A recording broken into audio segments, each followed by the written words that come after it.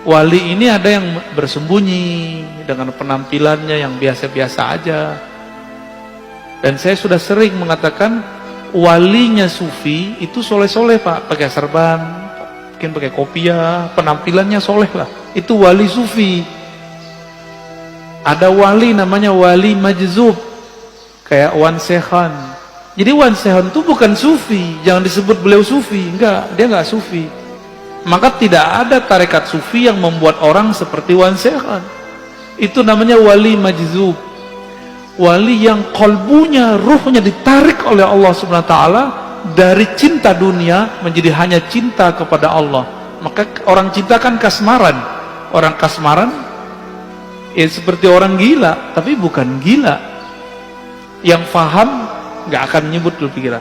Dan harus diluruskan, Wan Sekhan bukan sufi, bukan wali sufi, tapi dia wali majzub. Jadi kalau ada orang menuduh ini nih wali sufi ini gila, dia nggak ngerti sufi itu apa.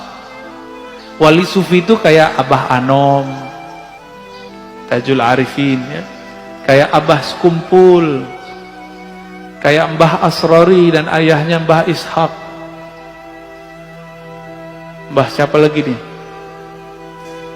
Mbah Ahmad Sukanta di Banten.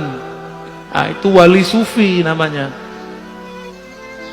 Syekh Nawawi Al-Bantani itu wali sufi, rapih, nggak abrakan. Kalau wali majzub ya abrakan Pak, dan itu bukan sufi. Tidak bisa ngangkat murid, cuma bisa ada orang khidmah kepada dia, dia dapat berkah, tapi itu bukan kurikulum tasawuf. Buka kitab ini nggak ketemu namanya wali majzub bisa dijadiin guru, nggak ada.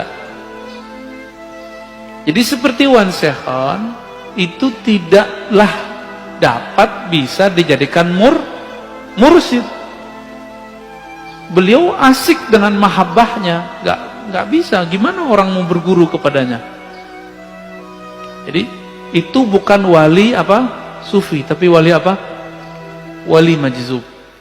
Terus yang ketiga ada wali yang menyembunyikan ma'rifatullah dalam dirinya dengan cara melakukan, menzahirkan hal-hal yang membuat orang mencelaknya, disebut wali malamatiyah.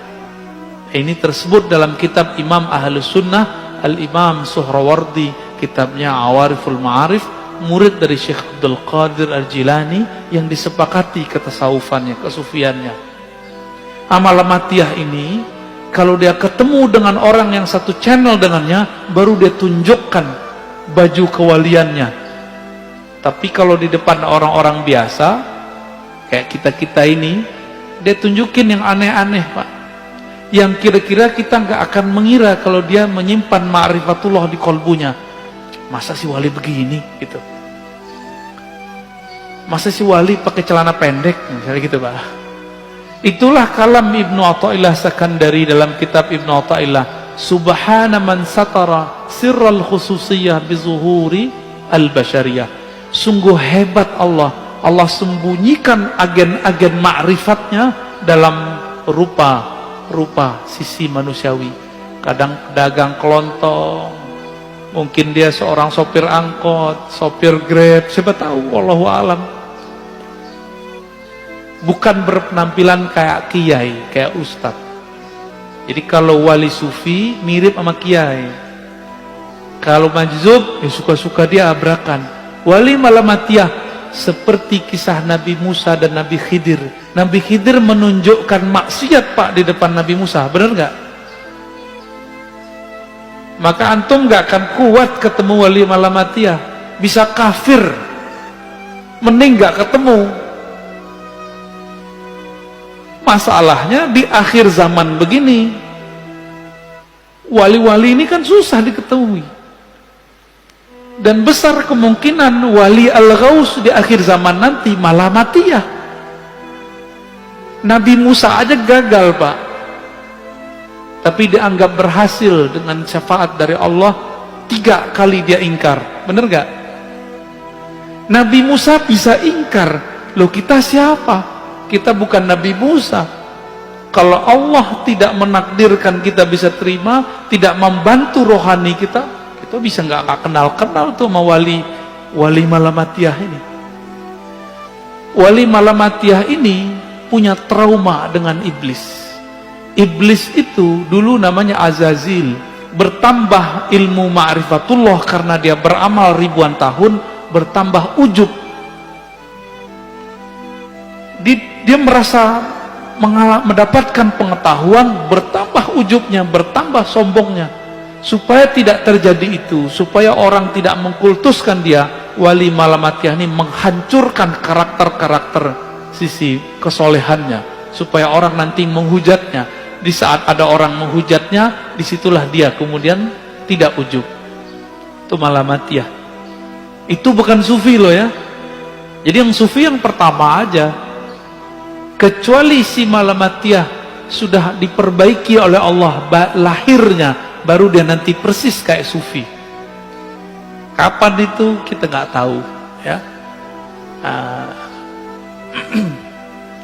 Dan di akhir kata Imam Zarruq, definisi sufi ini, tasawuf itu banyak.